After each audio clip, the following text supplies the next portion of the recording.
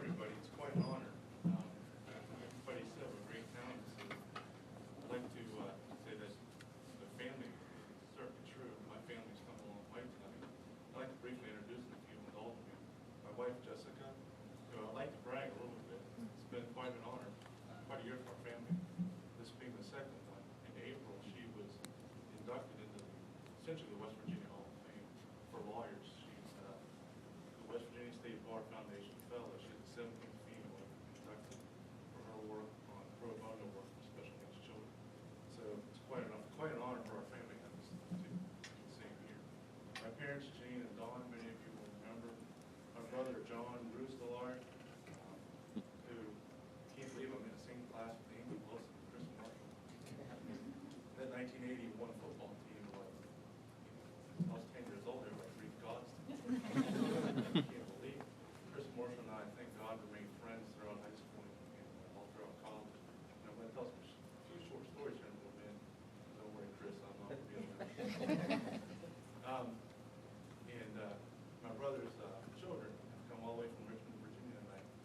My niece Morgan, who so desperately wanted to come and join me up here, Grandma told her no. Got sparkly shoes on, she wants everybody to see. My nephew Christopher, who so desperately wanted to go bowling tonight. Our dear friends, all the way from Morgantown for this, thank you guys. They've been more stiff here in all the stores. And I'm so glad that this is a lifetime achievement award. This is being so influential in my post-high school career. My wife surprised me and called her and had her join us tonight, so I'm so glad she took the time to be with us. So thank you, Ms. Steve. We've talked about what a wax should say here, and I don't know, everybody's heard the story. Thought I'd share just a few of my wife's favorites. So otherwise I can stand up. We can turn this into Coach Caesar Rose too quickly. But one quick story on Coach, and I'm so glad he came tonight. We had gotten beat pretty badly by John Marshall my junior year. So my senior year, during camp, I should back up, and that year that we lost, their coach, Mike Linton, stood on their bleachers and waved the towel to the crowd and toward the end of the game to really egg them on. It didn't go well over the coach. So he promised us if we were going to beat them toward the end of the game, he'd come in the middle of the field and wave a towel. Okay.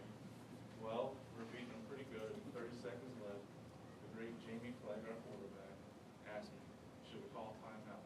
And remember, we're not allowed to call timeout for players. He hadn't done it yet, so we didn't know if he was shaking out or not. Yeah, so we called. And he's sitting there shaking.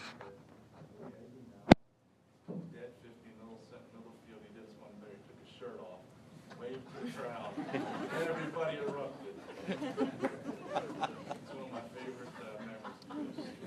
I have another memory of Coach either, also funny nonetheless. I was a sophomore playing baseball somewhere in Ohio. I don't know where it was. He was gracious enough to let me be on the team. It wasn't very good. DH from time to time. I don't know what happened, but before this particular game, he promised us that all the lower level players, all the bench players, would get a chance to play against big teams. Bottom of the seventh inning, remember, he only played 7 innings in high school.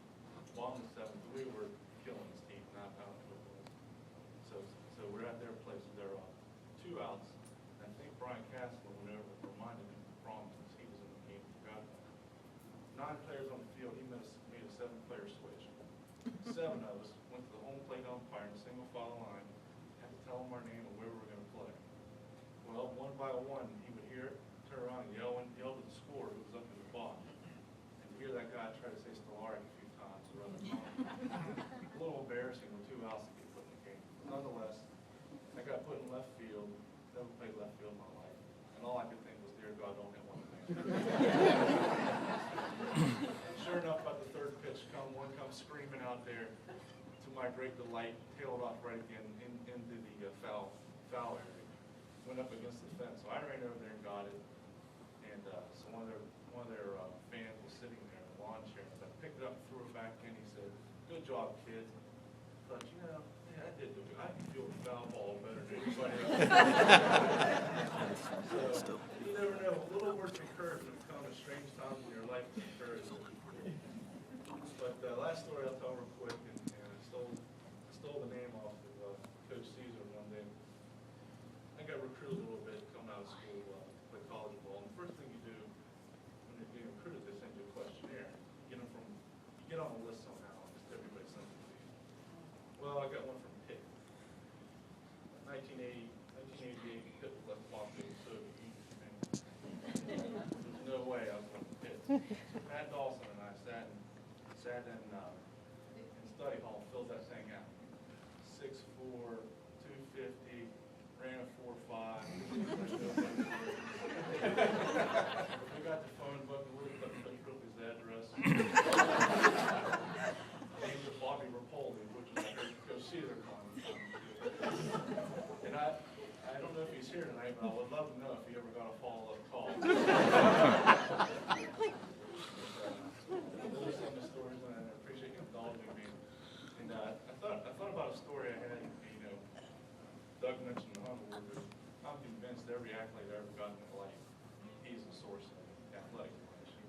He wrote all that stuff. And I think the late great Charles Moore, she was very fond of.